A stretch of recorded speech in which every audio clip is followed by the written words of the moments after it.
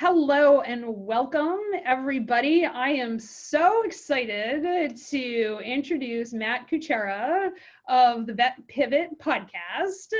And he is here today and he's going to be talking about all sorts of business topics. And so, Matt, why don't you introduce yourself? Tell us a little bit about yourself and let's do it. Sure. Yeah. Thanks for having me. I really appreciate it. The name is Matt Kuchera. I am an Air Force veteran, 12 and a half years Air Force. I joined when I was a young man who had been chewed up and spit out by life. College dropout, decided that the military is going to give me some discipline, and it did.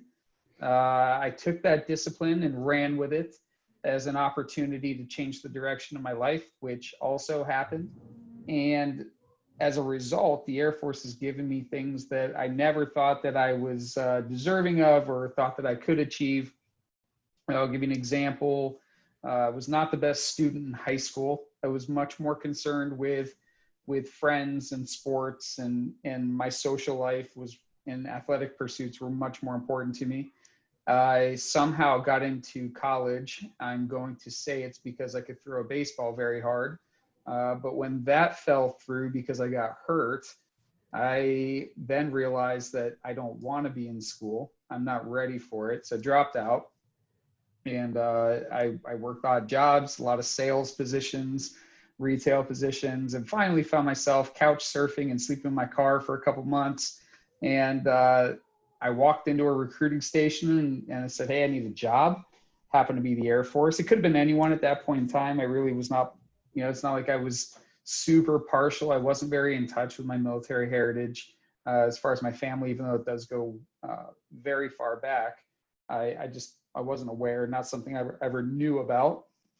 So I did my own research later after joining. So it was an interesting thing. Within 2 weeks, I was stepping off a bus in San Antonio, Texas. So that's, for some people, they had this long journey to get into the military and they're in the delayed enlistment program. I went in to the recruiting station, and on Valentine's Day, which was 2 weeks later, I was at basic training. So it did not take me very long to get into the military. And from there, I was appreciative of the bed, the roof over my head, the paychecks, the medical benefits, the 3 warm meals. Didn't really care that someone was yelling at me because to me, I needed that. So there was a lot that went into it. And I had a lot of good mentors in my military career that led to, me pursuing my bachelor's degree was first, obviously. And then, along that pursuit, we had this thing called the Community College of the Air Force. So I got 2 associate's degrees through them. I got my master's degree from Purdue University. And while I was getting my master's, I did my executive education at MIT over there in Boston. So, it's when I say I never thought in a million years that I would ever, here's this C student from high school, college dropout, who then eventually got education from Purdue and from MIT. It's strange to me to even say it out loud now, but in 2 years I'll be done with my doctorate in technology from Purdue. So boiler up.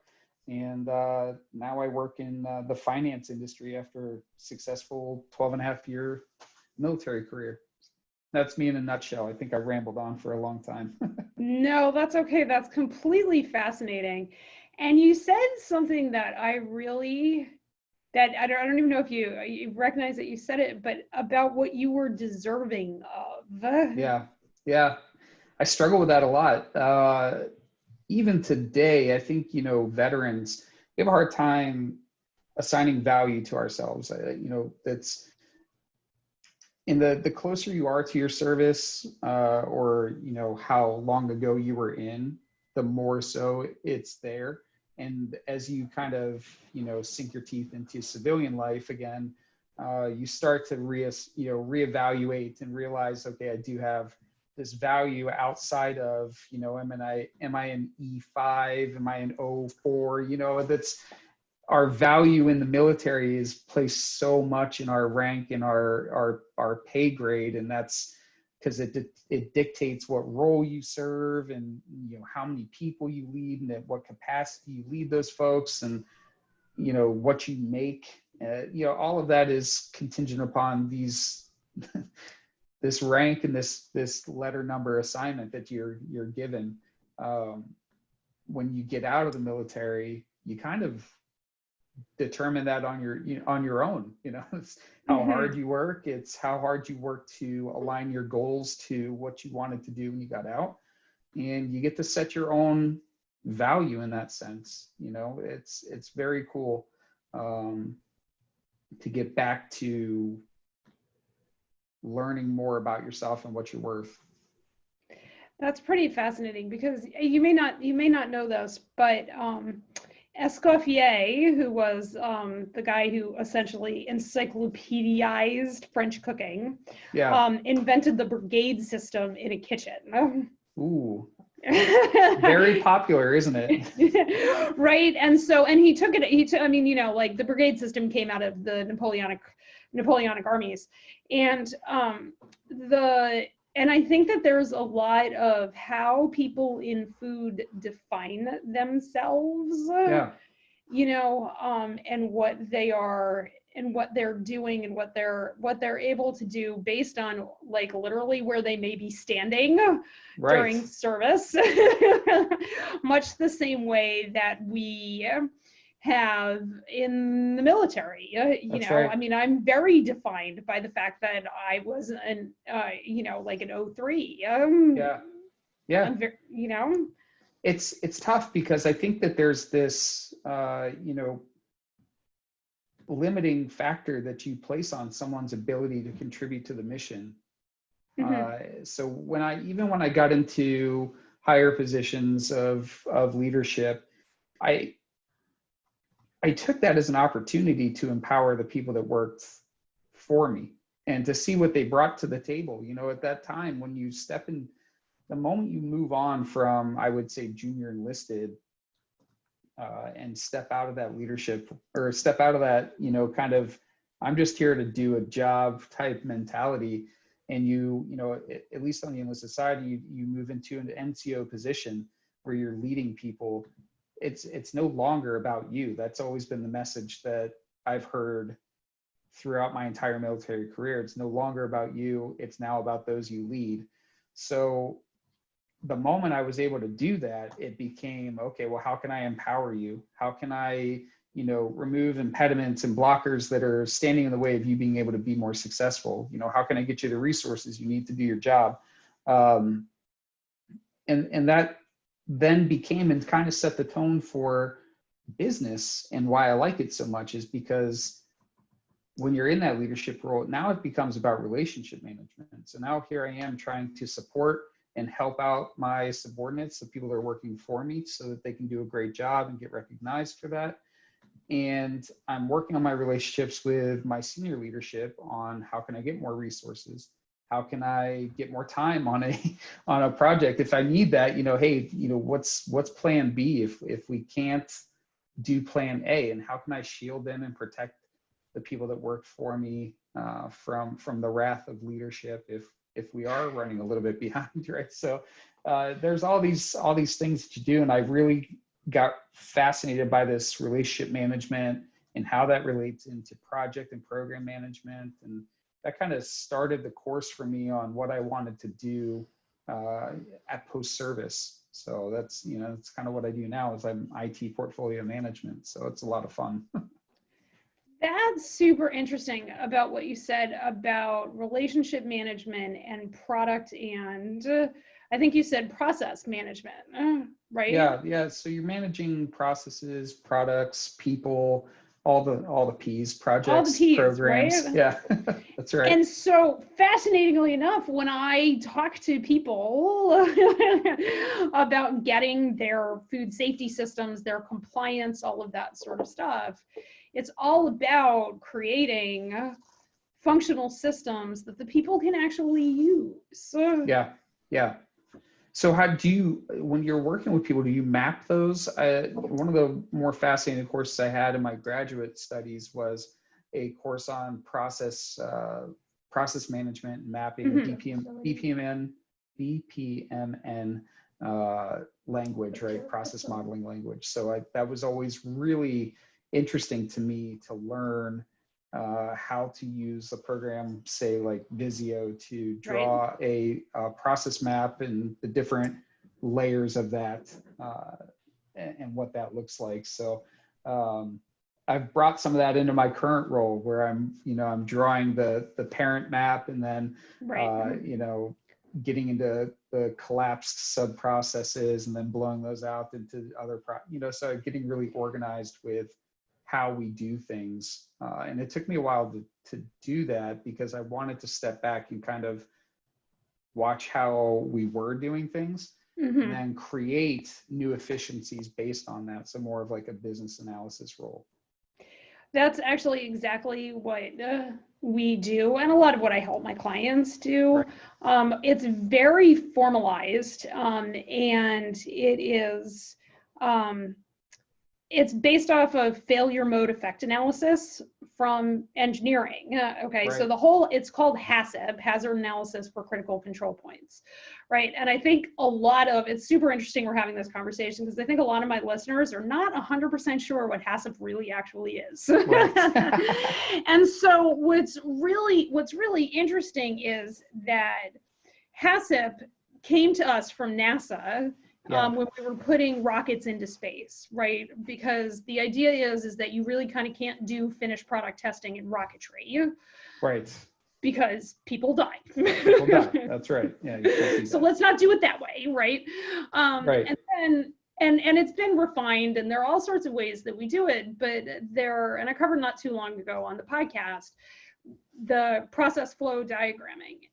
And what it allows us to do is show the stepwise process of receive stuff, store stuff, whatever it is that you do to it, whatever, right. Package and label it, finish product storage, get it the heck out of here. Yeah.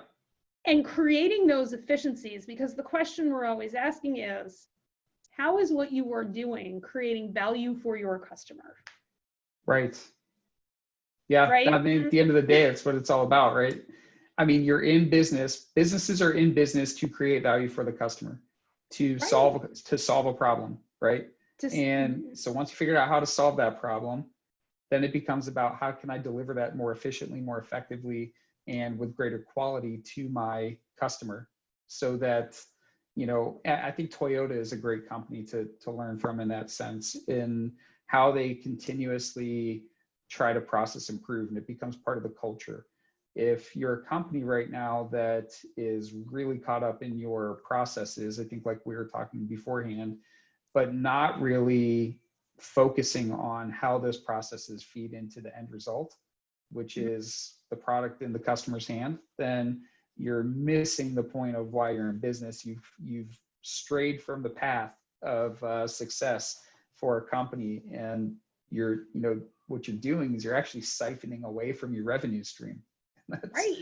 That's dangerous. That spells death for any business if they do that long enough.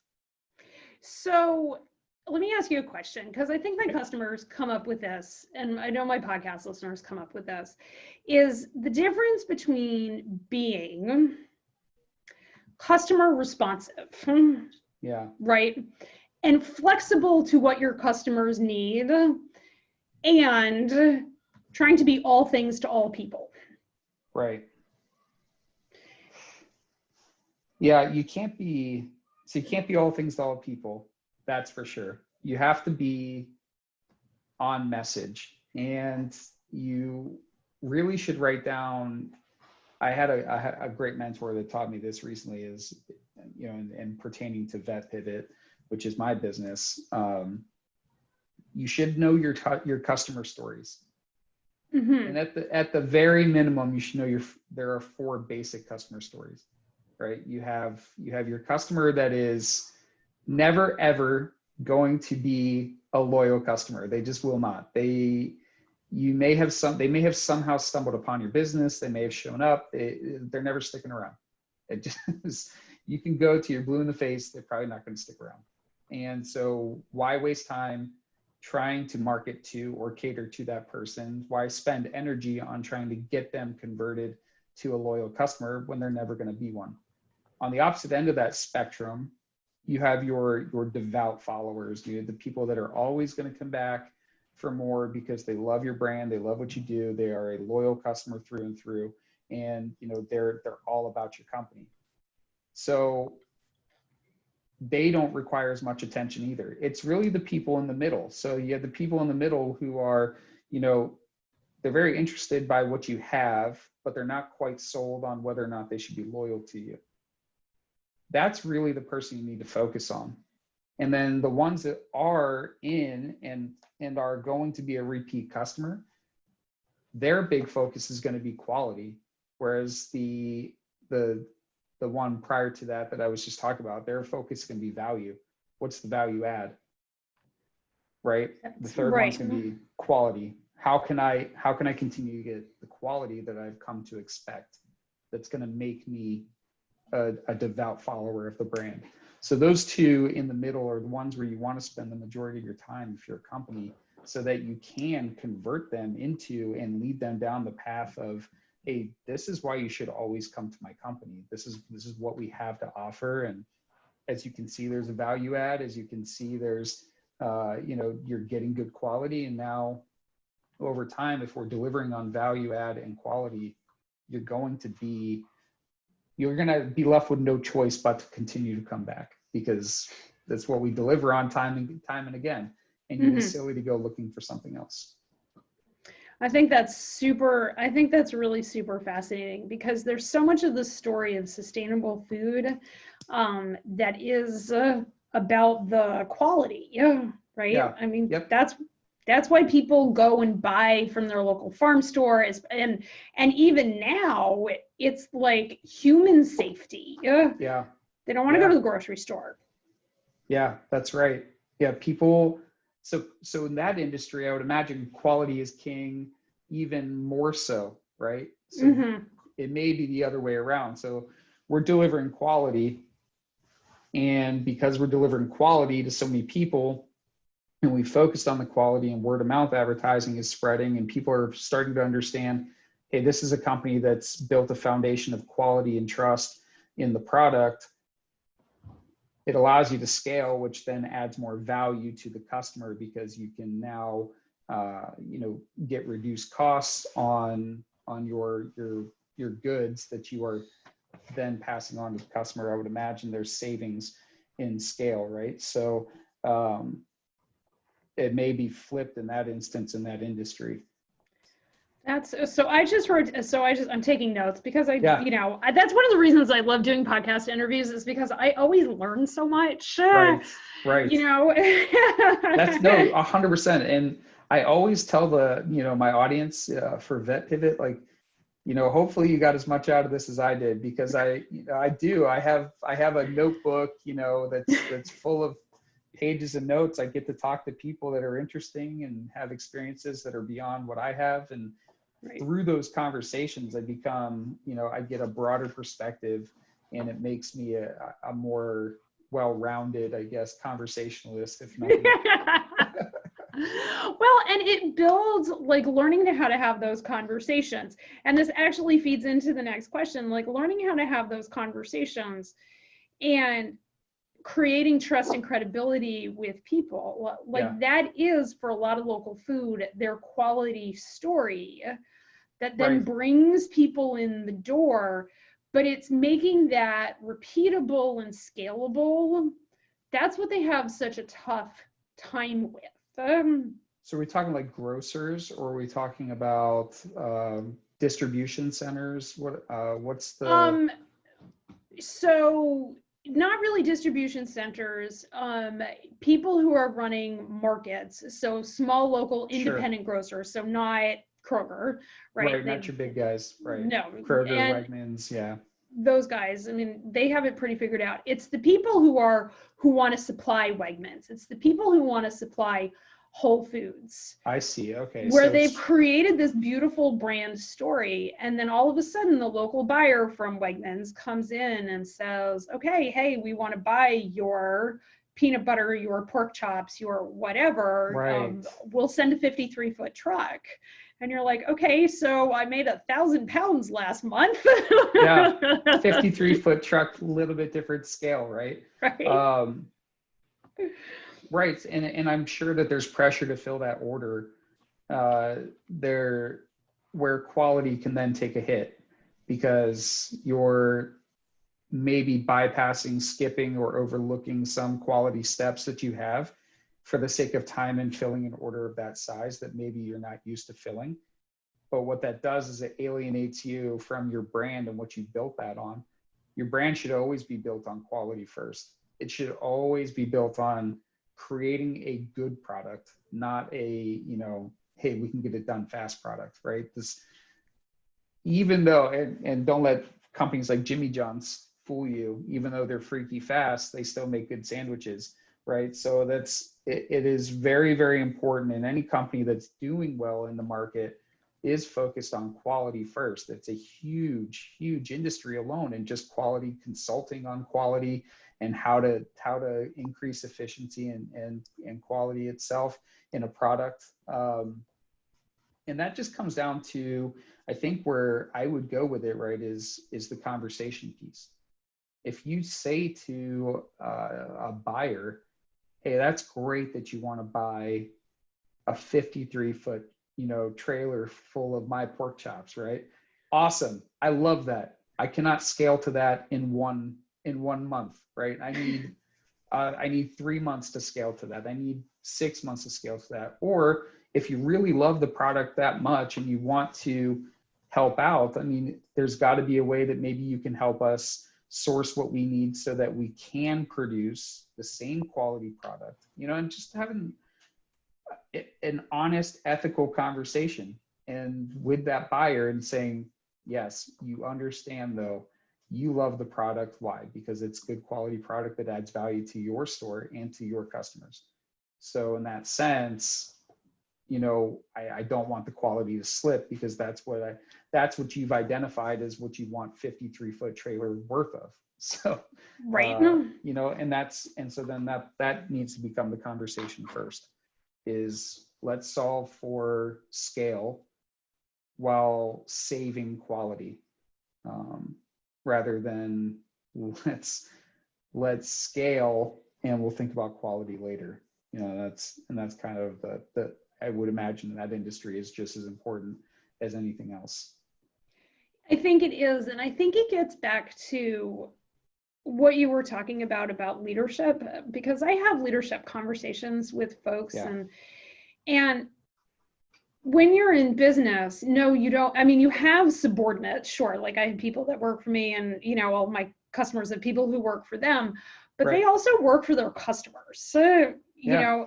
And there's so much about making sure that you are still being in service to your customer while you grow and scale, and making sure your customer is getting not only getting what they're paying for, but getting it in a way that creates trust and credibility and connection with them. Right. You should fight really hard for that. The trust and credibility piece, that is, if you are in a service industry, or if you're providing a product to a customer, to a client, you need to fight for that. I mean, that is sacred ground that you don't want to give an inch of. And if anything, you'd love to expand that more than take away from, right? So if I'm in that space where now I am working on behalf of a customer or of a client, I'm working really, really hard. I am almost as if, not almost, just as if it is my own product that I'm receiving, right? And with my own hard-earned money. And that's the headspace that you got to be in when you're trying to make sure that the product gets to the customer the way that they expect to receive it. I love that. Working on behalf of the customer. Yeah. Yeah, I mean, because at the end of the day, they're not doing it themselves. That's why they're working with you, right? So Right. Well, that's, right. And I think, yeah, but I think it gets so easy to get in our own heads and to get it to be, like, did I get this from here to here or here, like whether we're sitting at a desk moving papers across our desk or we're working on a computer or we're out on a production floor or driving a truck from here to there, whatever it right. is that you're doing, like doing it from a mindset of working on behalf of the customer and like going all in on what the customer's dream is Yeah. that your Yeah. product is a part of. Yeah. Yeah. That's right. I mean, every customer story starts with a vision of what they expect to receive. And if you want to make sure the story gets a happy ending, and it's not a horror story, then you need to work very, very hard every step of that journey to make sure that it ends up the way that they're expecting it to end.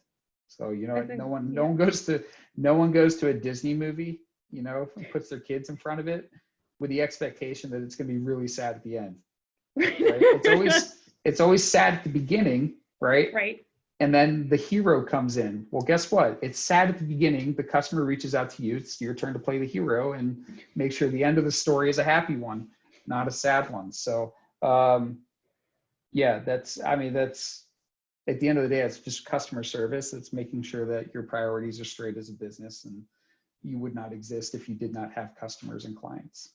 Right, exactly. And I think that's what, that is what leadership really truly is about, is making sure that you exist to be there for your customers and your clients and your employees or your junior enlisted, Yeah, whomever yeah, it is that is there that you are meant to serve. yep. You're being a servant leader, which is not a new idea, right? This has been Right. tossed around all over the place. You go to LinkedIn and just type in servant leader, you'll find 5 billion posts. So, but it is easier to talk about than it is to put into practice.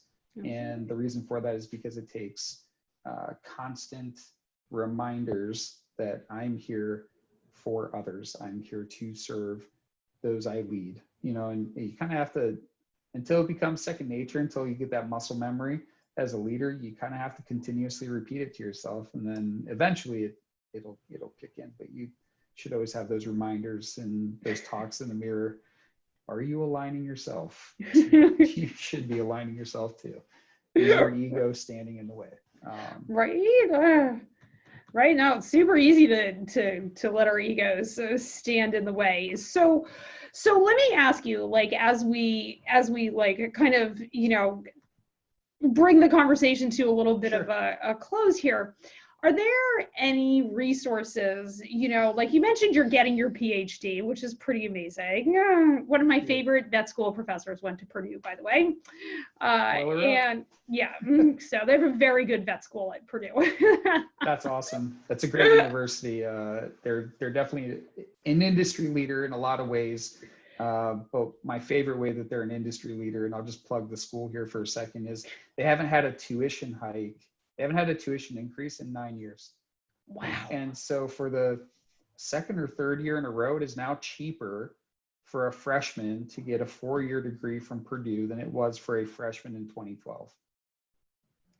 Wow. So when you talk about changing an industry, Right. they are really tackling that head on and saying, you know what, the academic arena has gotten out of control with its tuition increases, with the cost of obtaining a degree, and we're not okay with that. And so Purdue Right. they've really put their money where their mouth is on that one. That's crazy. My undergraduate institution, it now costs as much per year as it cost me for 4. Wow. See, that's the problem. And they're trying to you talk about thought leaders, they're really trying to say, hey, look, if we can do it, and we're a huge school, right? I mean, you talk about Purdue, if you look at like engineering, right? They're one of the top engineering schools in the world. Right. So if they can do that and still offer this incredible value, why can't Michigan, or so I'm just going to call out all the Big Ten schools, right? Ohio State, where you at? So, yeah, I think Purdue and what they're doing, and their president it's really admirable in the space. And I know that he's been on several national broadcasts talking about, I don't understand what everyone else is doing. This is not that hard. Wow, that's pretty. But talk about being in service to your customer. Right, creating value. Right. You understand that the degree is valuable, just as much, if not.